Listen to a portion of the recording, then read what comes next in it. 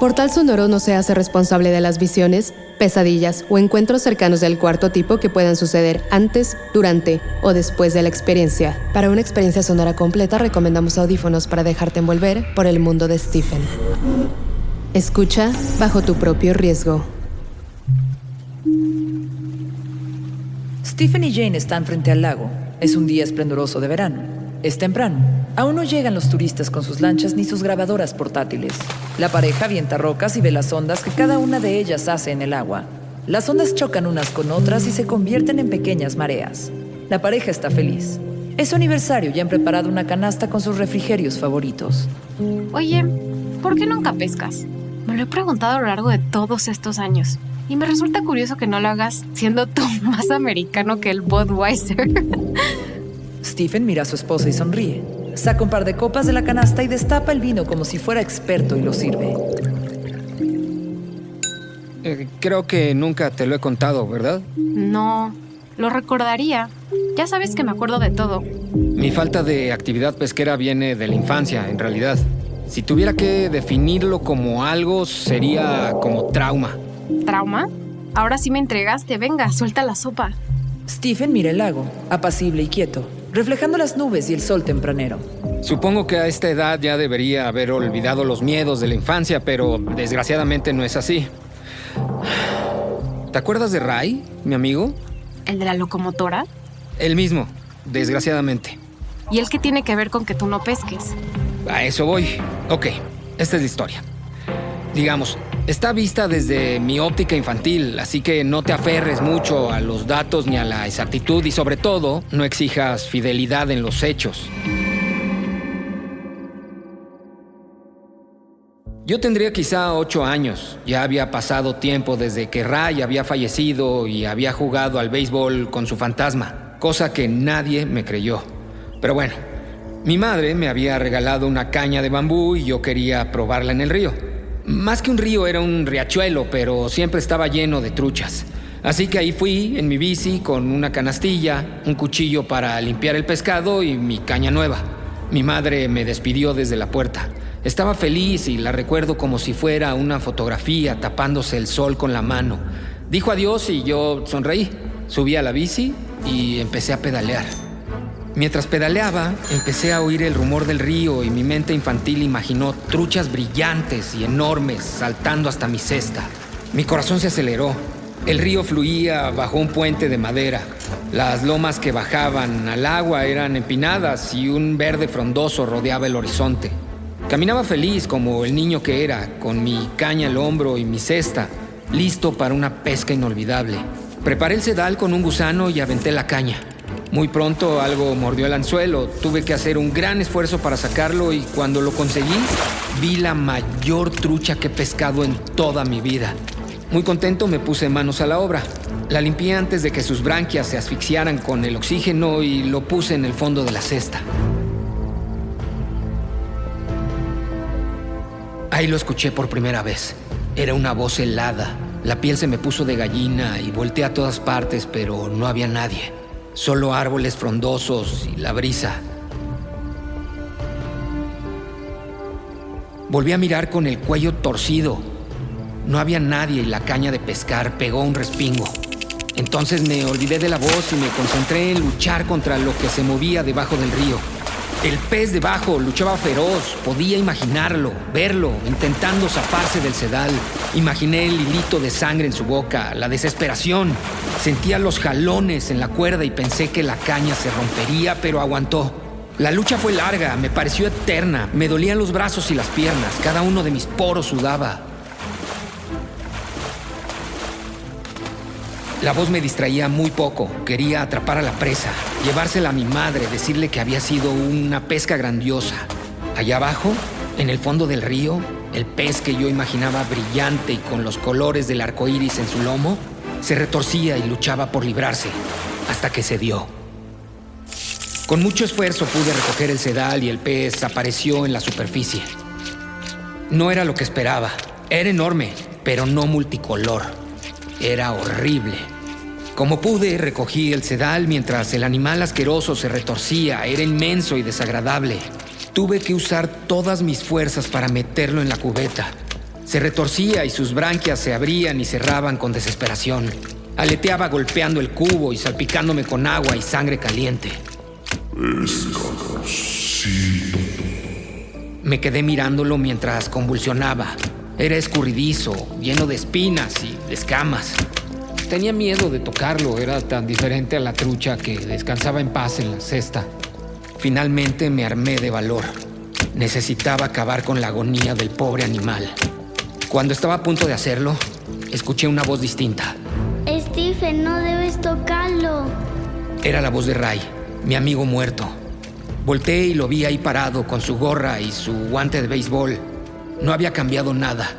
Lo miré y lo primero que pensé fue que ahora yo era más alto que él y Ray seguía teniendo la misma cara de niño. Me quedé helado. Todo el dolor del esfuerzo se condensó en mi espina dorsal. Sabía que era imposible que Ray estuviera ahí. ¿Qué haces aquí, Ray? ¿Cómo llegaste? Siempre estoy cerca de ti, Stephen. Sus palabras me helaron el corazón. Lo imaginé en la ventana de mi cuarto, entre los árboles, en la esquina de la escuela, sin que nadie lo viera, siempre mirándome desde la distancia, viendo la vida que él ya no tenía. Un par de lágrimas corrieron por mis mejillas y me dio vergüenza llorar frente a Ray. ¿Por qué lloras? ¿No te da gusto verme? Sí, pero es imposible, me lo dijo mi mamá. Los adultos saben menos de lo que creen, solo que no quieren aceptarlo. Pescadorcito. ¿Escuchaste eso? Sí, ese es un nombre oscuro. Si alguna vez te lo encuentras y huele a cerillos quemados, debes evitarlo, correr. Nunca hables con él. ¿Me entiendes? ¿Por qué? Ahora no tengo tiempo para explicarte eso. Estoy aquí por ese pez. ¿Te acuerdas de Bobby Smith? ¿El chico de la silla de ruedas? Sí, él. Todo el mundo le decía que era porque había acariciado los bigotes de un bagre. Es verdad, entonces ¿sí son venenosos? El niño Stephen retuerce a la criatura con mucho cuidado, intentando liberar el anzuelo de sus entrañas. Evita acercarse demasiado a los bigotes, aunque Ray está ahí, frente a él, de manera imposible. Stephen no aparta la mirada de las agallas, los ojos vidriosos y el olor a pescado llena sus pulmones cada vez que respira. Pescadorcito. Recuerdo que tenía mucho miedo de los bigotes del bagre. Y de Ray, ¿no? A pesar de todo lo que sabías. No, Ray estaba ahí y con él sentía que aquella voz oscura no podía hacerme daño. No podía explicar por qué. En fin, mientras Ray estaba conmigo, me concentré en el bagre. Algo se rompió dentro de ese animal y el anzuelo empezó a soltarse. Hubo un reguero de sangre que brotó de las comisuras de su enorme boca. Aún se movía. El anzuelo se soltó y yo pensé que todo había terminado. Suspiré aliviado, pero para mi mala fortuna no se había acabado. Al fin y al cabo yo era un pescador inexperto. El bagre se retorció dando un golpe de cola cuando se soltó el anzuelo. Mi mano resbaló y la enorme boca del pescado se cerró entre mis dedos. No recuerdo cuánto dolor sentí. ¿Mucho? ¿Poco? ¿Quizá nada? Lo que sí recuerdo era el grito de terror que lancé al mundo. Tenía la certeza de que el pargo iba a arrancarme 2 dedos de la mano derecha para pagar el precio de esa pesca maldita. El pequeño Stephen grita y agita la mano, su cola golpea contra la cubeta y la cesta y los gritos se pierden entre las copas de los árboles y el margen del río. ¡Ray! ¡Ayúdame, Ray! Ray solo me miraba con curiosidad, mientras la sangre del bagre se mezclaba con la de mis dedos y falanges. Él la miraba como quien descubre el funcionamiento de un panal de abejas o una colonia de hormigas. Supongo que ya no sabía lo que era el dolor, o ya no lo recordaba, porque en su cara se dibujó una pequeña sonrisa, apenas perceptible, llena de serenidad. Pescadorcito. El pequeño Stephen agita la mano con el rostro pálido, las lágrimas cayendo por sus mejillas y la boca desencajada. Ray lo mira, pero no se acerca a él. Desesperado, finalmente corrí al árbol más cercano y con toda mi fuerza azoté al animal que seguía pegado a mi mano. Sentía que me devoraba. Ahora sé que eso no era verdad. El pez cayó al pasto. Supongo que su lomo se quebró, pero no dejaba de retorcerse. Su aleta y su lomo golpeaban la hierba y varios hilos de sangre corrían alejándose del pez. Con todo el asco del mundo lo pisé. Ese fue el mayor horror de mi infancia. Ver a Ray ahí junto a mí no era nada comparado con la catarata de entrañas que brotó de la boca del bagre. Parecía que vomitaba para no morir asfixiado. En donde estaba mi pie, surgió una masa viscosa de huevos ensangrentados, como en esas películas de aliens que llenan de huevecillos el mundo. En ese momento fue cuando me di cuenta que el pez era una de ellas, que estaba a pocos días de tener crías infernales. Pescadorcito. ¡Qué asco! Bueno, y pobre animal. ¿Y Ray? ¿Qué dijo? ¿Qué hicieron? Ray me miraba en silencio. El pez boqueaba cada vez más lento y con menos fuerza, hasta que se quedó tendido, desparramado en el pasto con sus crías nonatas. Pescadorcito. Ray me miró directo a los ojos y me tomó del hombro. Sentí un frío colándose en mis huesos y congelando mi alma. Era una sensación de paz helada, una paz siberiana. ¿Escuchas esa voz? Sí. Ese es el hombre del traje negro y se está acercando. Siempre tiene hambre y devora cualquier cosa a su paso. Seca la hierba y calcina los troncos de los árboles. Que entra en las casas y le arranca el alma a las madres que preparan la comida. Lo mejor será que huyas. Pero antes habrá que dejarle una trampa, algo para entretenerlo y que no te alcance en el camino. Supongo que este pescado será un buen entremés, pero no es suficiente. Recuerdo que miré mi mano ensangrentada, preocupado por la posible infección venenosa que en ese momento recorrería mis venas y muy pronto me dejarían en una silla de ruedas, como a Bobby. Pescadorcito. Pero no te preocupes, esos bigotes no son venenosos. Ese es un mito más de los adultos para alejarnos de ciertas cosas. Ahora, lo que tienes que hacer es preparar los pescados.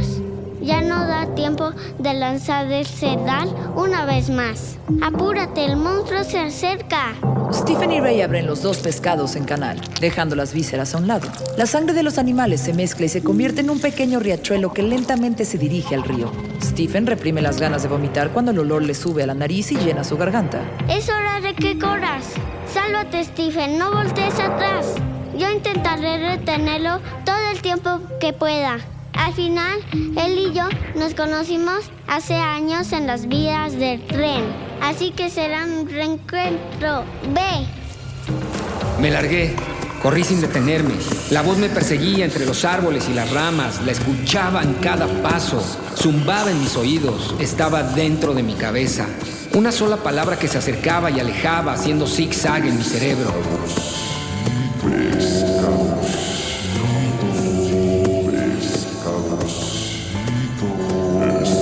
Corrí escuchando dentro de mi mente cómo el hombre del traje negro devoraba los restos del pescado. Pude verlo en mi cabeza, deglutiendo las vísceras, sorbiendo los ojos, arrancando las branquias, lamiendo las espinas, mientras yo corría hasta llegar a casa. Corrí como solo pueden hacerlo los niños de 9 años. Mis pies apenas tocaban el suelo. Corrí en línea recta hasta que me palpitaron las sienes y los ojos me lloraron. Corrí hasta que una punzada me golpeó en el costado izquierdo, entre las costillas. Corrí sintiendo un regusto a sangre y centavos en el paladar. Corrí dando tumbos y jadeando, resoplando como un anciano asmático. Sabía que no debía decir nada. Alguna vez había hablado de Ray y lo tacharon de pesadilla. Entré a mi cuarto como alma que lleva el diablo, porque eso estaba pasando. Durante el resto del día me negué a salir de mi habitación. Me senté en la cama, abrazando mis piernas que temblaban como las palmeras en un huracán y lloré. Aún no sé si lloraba porque había vuelto a ver a Ray y lo extrañaba, o porque había perdido mi pesca, o porque estuve a punto de tener un encuentro con el diablo. Pero lloré hasta quedarme dormido, con la sangre seca en los dedos y una pulsación dolorosa que recordé hasta el otro día. ¿Y tu madre no te preguntó nada? Sí, al día siguiente se le ocurrió cocinar unos filetes de pescado. Vomité y volví a llorar.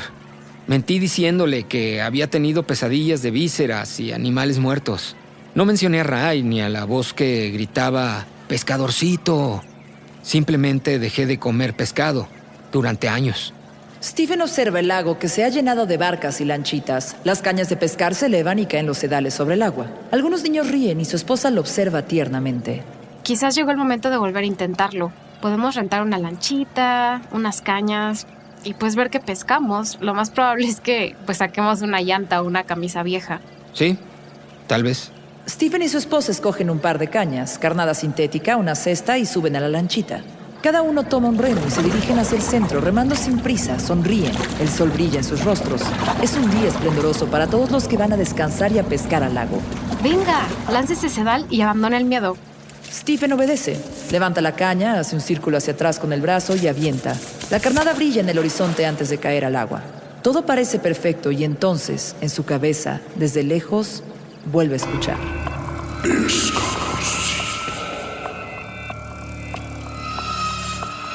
Este episodio está inspirado en Insomnia, novela publicada en 1994, y en El hombre de traje negro, relato corto de 1994 también, que en 1995 ganó el World Fantasy Award por el mejor relato corto de ficción. En 2002 fue publicado en la colección Todo es eventual, 14 relatos oscuros, adaptado como cortometraje en 2004 por Nicolas Mariani.